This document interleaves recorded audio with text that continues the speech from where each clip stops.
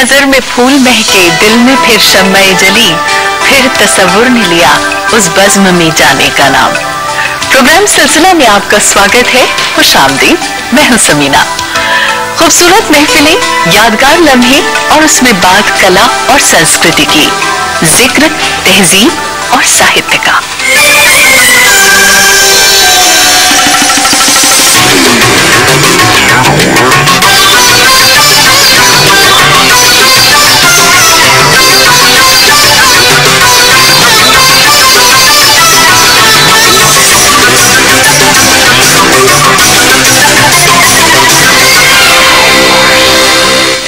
किसी भी देश की अमूल्य धरोहर है उसकी अनुकृतियां। राष्ट्रीय अभिलेखागार के पास ऐतिहासिक और सांस्कृतिक महत्व वाली अनुकृतियां मौजूद हैं।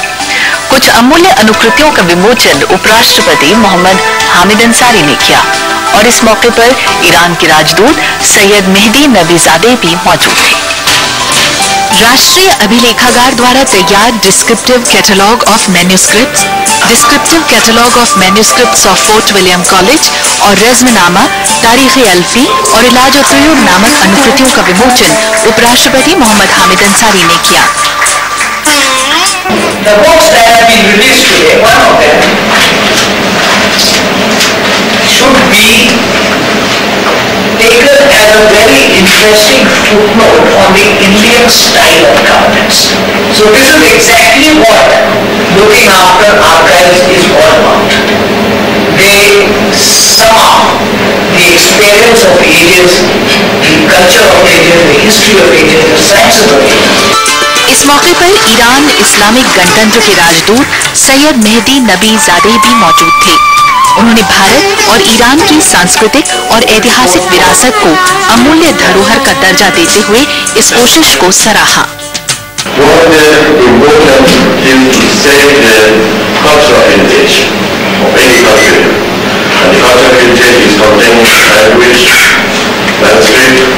Even religions, and the other things like architecture, monuments, and everything that we do depends on cultural heritage. One of them is this narrative that it shows how the nobles of any country like India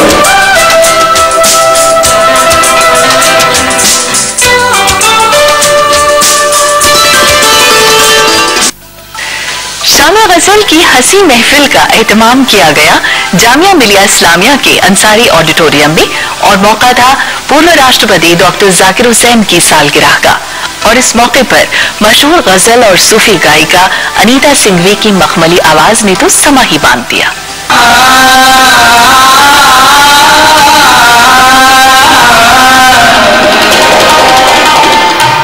सूफियाना कलाम इंसानी जज्बात का तर्जुमान है और ये इंसान से मोहब्बत का पैगाम देता है। सूफियाना कलाम में अपना एक खास मकाम बना चुकी अनीता सिंघवी ने अपनी सधी आवाज से एक से बढ़कर एक कलाम पेश किए।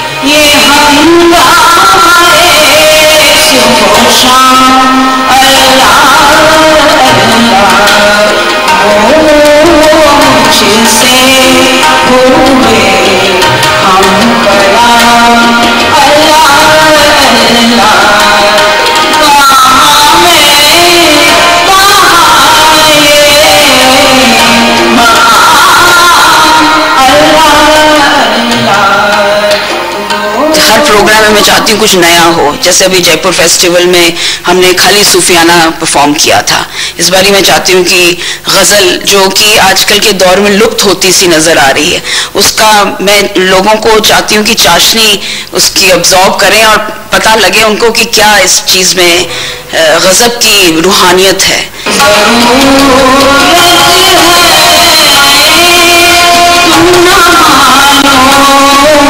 अनीता सिंघवी ने मौसीकी की तालीम पंडित क्षीर सागर और शांति हीरानंद जैसी हस्तियों से हासिल की और देश विदेश में अपने फन से लोगों को आशना करा चुकी अनीता सिंघवी जमीन से जुड़ी हुई शख्सियत हैं और इंसानी मोहब्बत की कदरदान भी।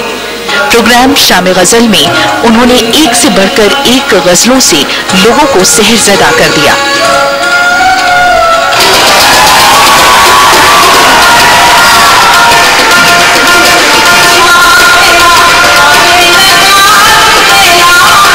इस मौके पर जानी मानी हस्तियों ने शिरकत की। शाम की आखिरी पेशकश रही दमादम मस्त कलंदर, जिसने पूरी महफिल में एक रूहानी कैफियत तारी कर दी।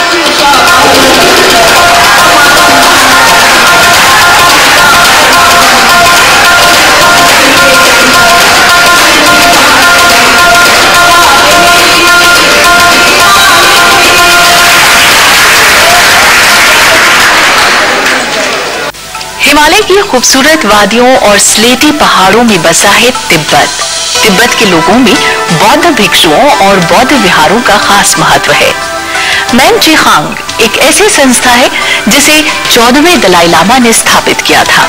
इस संस्था के 50 साल पूरे होने पर एक खास कार्यक्रम का आयोजन किया गया, जिसमें हिमालय की दुर्लभ आयुर्वेदिक दवाइयों की प्रदर्शनी लगाई गई।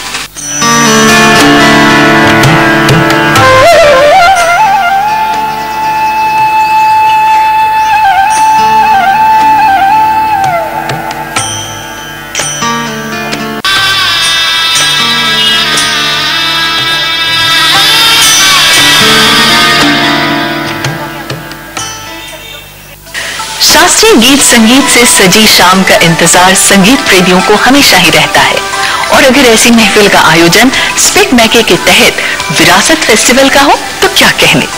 मशहूर शास्त्रीय कलाकार पंडित राजन और साजन मिश्रा जी की जुगलबंदी से संगीत की ये शाम और हसीन हो गई।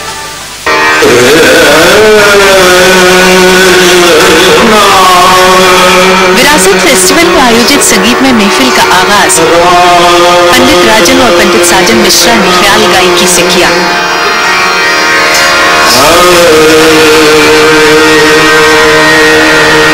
जब उन्होंने सेमी क्लासिकल टप्पा पेश किया तो महफिल झूम उठी।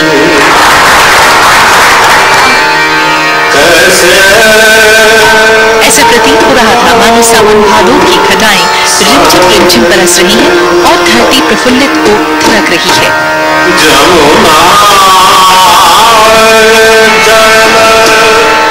मिश्रा परिवार की भजन प्रस्तुतियों ने श्रोताओं को परमानंद की अनुभूति कराई।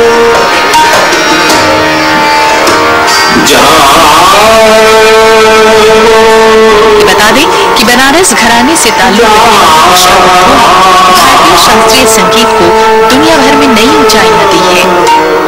उनकी अब तक 20 म्यूजिक एल्बम रिलीज हो चुकी हैं।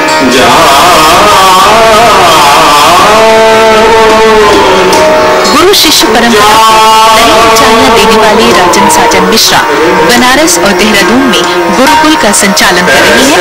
इनमें कई छात्र अपना भविष्य संभाल चुके हैं।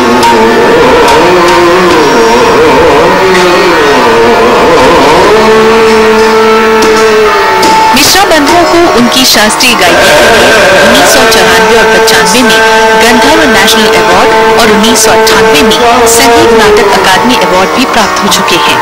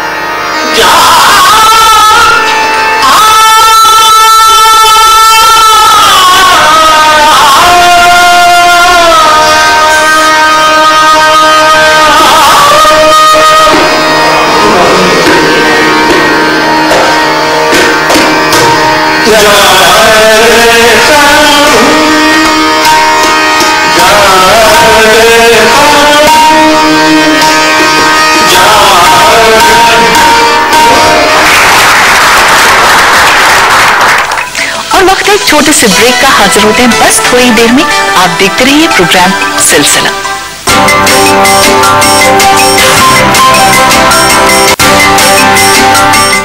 भागदौड़ भरी जिंदगी में कला और संगीत ही ऐसे दो माध्यम हैं जिनके जरिए मानसिक तनाव से निजात पाई जा सकती है। ऐसी ही एक कोशिश स्पिक मैके ने मौलाना आजाद मेडिकल कॉलेज के छात्रों के लिए की। इस कोशिश का मकसद छात्रों के अंदर के कलाकार को उभारने का था। साथ ही फुर्सत के पलों को कला को समर्पित करने के लिए मधुबनी पेंटिंग की वर्कशॉप का भी आयोजन किया गया।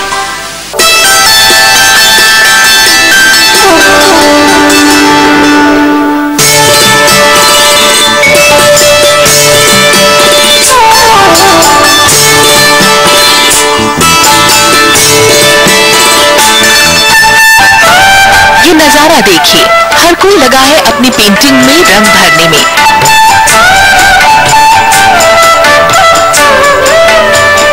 ऐसा लगता है मानो कोई कंपटीशन चल रहा है।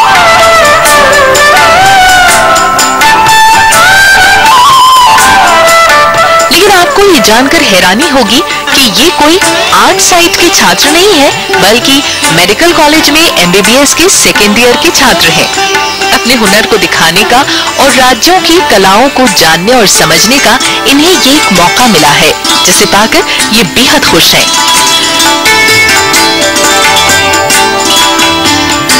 मैं कभी ड्राइंग नहीं करती और मुझे पहली बार ड्राइंग करने का मौका मिला, अपने प्रोफेशन से बहुत हटके कुछ करने का मौका मिला, तो बहुत अच्छा लग रहा है। ये मधुबनी पेंटिंग है। आज ये पिछले साल भी पता लगा, मैंने इस बार पहली बार बनाई है और आज मैंने बड़ा अच्छा लगा। बड़े अच्छे कलर किए हैं और मतलब रजना की लाइफ से हटके कुछ अच्छा। मधुबनी चित्रकला मिथिलांचल क्षेत्र जैसे बिहार के दरभंगा, मधुबनी और नेपाल के कुछ क्षेत्रों की प्रमुख चित्रकला है। प्रारंभ में रंगोली के रूप में रहने के बाद ये कला धीरे धीरे आधुनिक रूप में कपड़ों, दीवारों और कागज पर उतर आई। मिथिला की औरतों द्वारा शुरू की गई इस घरेलू चित्रकला को पुरुषों ने भी अपना लिया है। माना जाता है ये पेंटिंग राजा जनक ने राम सीता के विवाह के दौरान महिला कलाकारों से बनवाई थी।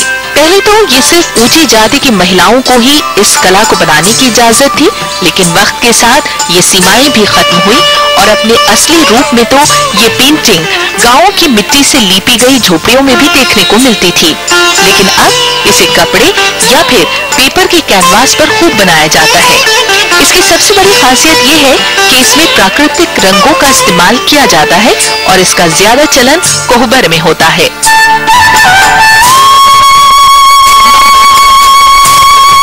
सॉफ्टवेयर इनकी क्रिएटिविटी डेवलप होने का इनको टाइम नहीं मिलता and they are very talented. बच्चे बहुत टैलेंटेड है, तो इनका टैलेंट एक्सपोज करने के लिए प्लस हमारे आर्ट फॉर्म्स, हमारा हेरिटेज इतना इम्पोर्टेंट है और आगे जाके इनको खाली अपना मेडिसिन का नॉलेज नहीं है। इवन जब पेशेंट्स को डील करेंगे और कम्युनिटी को डील करेंगे, इनको इसके बारे से इनको जो एनर्जी मिलेगी और स्ट्रेंथ मिलेगी टू हैंडल। स्पिक मैके द्वारा आयोजित इस वर्कशॉप को पुराने महिला छात्रावास में कराया गया था, जहां पर कॉलेज के नहीं बल्कि बाहर के भी 180 छात्रों ने हिस्सा लिया।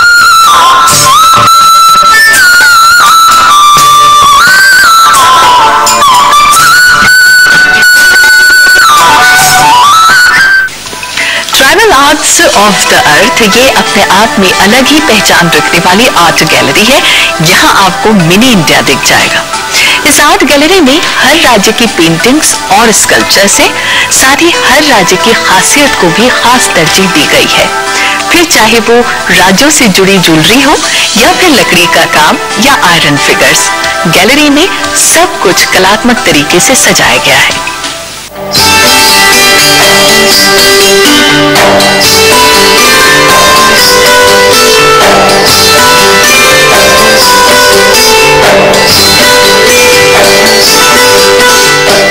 गैलरी में दाखिल होते ही आंध्र प्रदेश की कलमकारी का काम आपका मन मोह लेता है।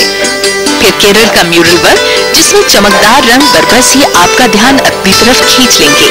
यहाँ पर आपको राजस्थान का पिछवाई का काम और मध्य प्रदेश का गोंड वर्क भी खासा प्रभावित करता है। इतना ही नहीं, उड़ीसा का पटचित्र का काम तो ये सोचने पर मजबूर कर देगा कि भारत में मौजूद कला और कलाकार अमूल्य हैं। हमारी कोशिश ये है कि हर स्टेट के जो आर्ट एंड क्राफ्ट फॉर्म्स है वो हम यहाँ शोकेस करें। लॉट ऑफ माने हमारे अपने लोग इंडियंस आर नॉट फेमिलियर कि क्या क्या बनता है, क्या क्या हमारे इंडिजिनस आर्ट्स है, उनको खबर नहीं है। तो उस मकसद से हमने ये शुरू किया था। यहाँ पर पेंटिंग्स के अलावा बस्तर के डोकरा के स्कल्पचर भी देखने को मिलेंगे। साथ ही नेपाल की अनोखी कठपुतलियां भी दिखाई देंगी जो अलग ही कहानी कहती हैं। इसके अलावा मधुबनी आर्ट से बने लकड़ी के काम की चीजें और पेंटिंग्स भी यहाँ देखने को मिलती हैं। यहाँ पर सबसे खूबसूरत और अलग से दिखने वाले ये फेस मास्क बंगाल की खास कारीगरी है, जिसमें ट्राइबल्स की झलक भी देखने को मिलेगी। दर्शक भी इस काम को देखकर काफी खुश हुए। ये एक गैलरी है जिसमें folk and tribal arts of India का, डिफरेंट आर्ट्स ऑफ इंडिया का हमें देखने को मिलता है। नॉर्मली हमें और गैलरी में इंडिया का इतना कल्चर देखने को नहीं मिलता है। और यहाँ पर मतलब यहाँ कई पुरानी पेंटिंग्स हैं और काफ़ी अच्छे नए आर्टिस्ट को भी प्रमोट किया गया है। और हैंडीक्राफ्ट्स में भी बहुत अच्छी न्यू चीज़ें हैं जो कि हमें नॉर्मली दिल्ली में कहीं भी देखने को नहीं मिलती हैं। तो इसलिए मुझे ये गैलरी मतलब काफ़ी अच्छा लगा, बहुत अच्छा लगता है। इसी गैलरी में महाराष्ट्र की वर्ली पेंटिंग्स का काम अलग ही तरीके से सजाया गया है, जिसके लिए गैलरी में खास जगह दी गई है। ये पेंटिंग्स वर्ली जनजाति के लोगों द्वारा बनाई गई है। इसे लगन चित्र के रूप में भी जाना जाता है और ये खास तौर पर गांव में झोपड़ियों के भीतरी दीवारों पर बनाए जाते हैं और इनके रंग समृद्धि के प्रतीक माने जाते हैं। वैसे आजकल के बच्चे पारंपरिक और शास्त्रीय संगीत को छोड़कर नए जमाने के संगीत की तरफ ज्यादा मुड़ रहे हैं, लेकिन दिल्ली के कमाने ऑडिटोरियम में कुछ और ही देखने को मिला। संजय शर्मा और मंजुल शर्मा के बेटे ऋषभ शर्मा पंडित रविशंकर के युवा शिष्य बने, जो अपनी पूरी संगीत की तालीम अब पंडित रविशंकर जी से लेंगे।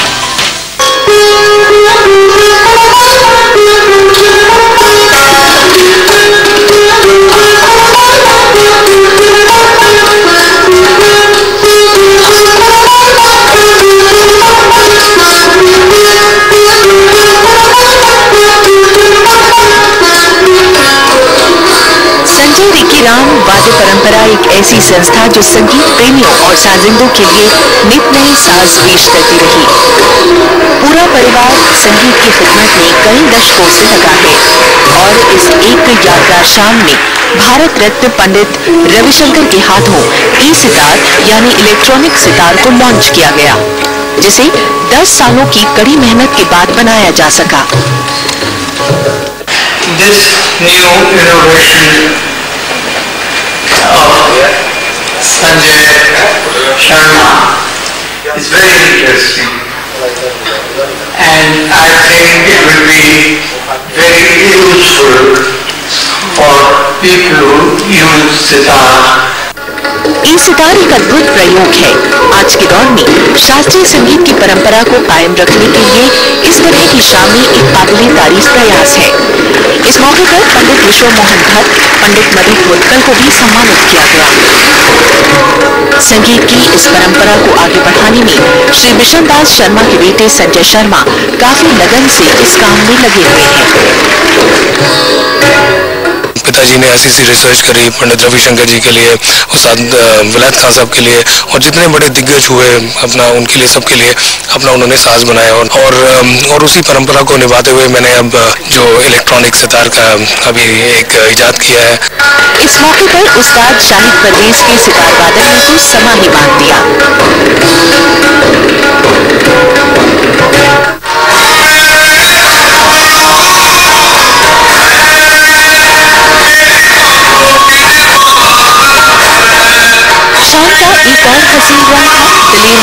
यहाँ देखने ये कि स्वर मंदिर इसका नाम रखा गया है और ये दिखने में द्वै तारा और रबाब है और इससे बाबा नानक महाराज जी ने बाबा मर्दाना जी को इसको फर्स्ट टाइम इंट्रोड्यूस किया था कि लै मर्दाना रबाब चुकते बजा।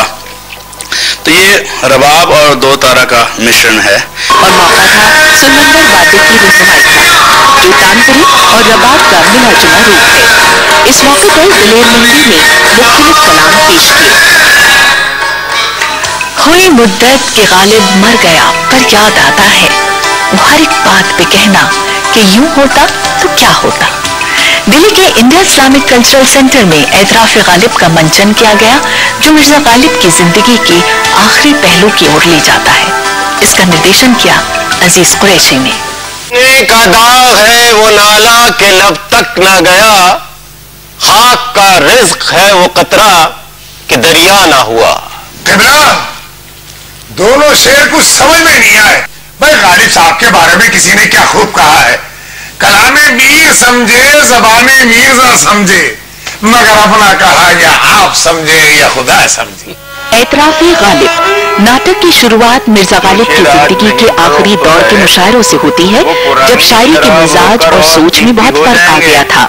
मेरे मरने के बाद मेरे कलाम की, मेरे दीवान की इज्जत अफजाई होगी। मैं ना अच्छा हुआ बुरा।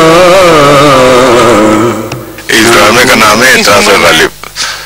ये ड्रामा पिछले 2 साल से इसे कर रहा है, मगर अब पिछली बार जो हमने शो किया हमने इसको जरा सा बदला है। और इस ड्रामे में गालिब अपनी कमियों की, जो उनमें बुराइयां थी या जो उन्होंने जिंदगी में गलतियां की हैं, उनको याद कर रहे हैं। इसलिए इस प्ले का नाम है एतराफ़े गालिब, यानी कन्फेशंस ऑफ गालिब। इस उम्र में काफी गालिब ने जिंदगी के आखिरी पल में बेगम की अहमियत को पहचाना और उनकी जिंदगी की महरूमियों पर पशेमान दिखे। आंखों में हमेशा हमने सवाल देखे। अरे और कुछ नहीं तो कम से कम इसी ख्याल से शराब पीना छोड़ दो। देखो बेगम, मैं तुम्हारे रोजे नमाज में दखल नहीं देता, तुम मेरे मामलात में दखल मत दिया करो। दवा न हुआ। मैं इसमें गालिब जी की वाइफ बनी हुई हूँ और इस प्ले में दिखाया गया है कि वो कितनी उपेक्षित रही थी, लेकिन फिर भी उन्होंने हमेशा साथ दिया गालिब साहब का। इसके बाद नाटक में दिखाया गया कि कैसे गालिब जिंदगी से तंग आकर अपनी मौत के इंतजार में हैं और फिर वो इस फानी दुनिया से कूच कर जाते हैं और रह जाती हैं उनकी यादें। मर जाएंगे, मरकर भी अगर चैन न पाया तो किधर जाएंगे। एतराफ़े गालिब इब्टा की एक कामयाब कोशिश रही और इसके मंचन के दौरान कई बड़ी हस्तियों ने शिरकत की। नालम पर चमकता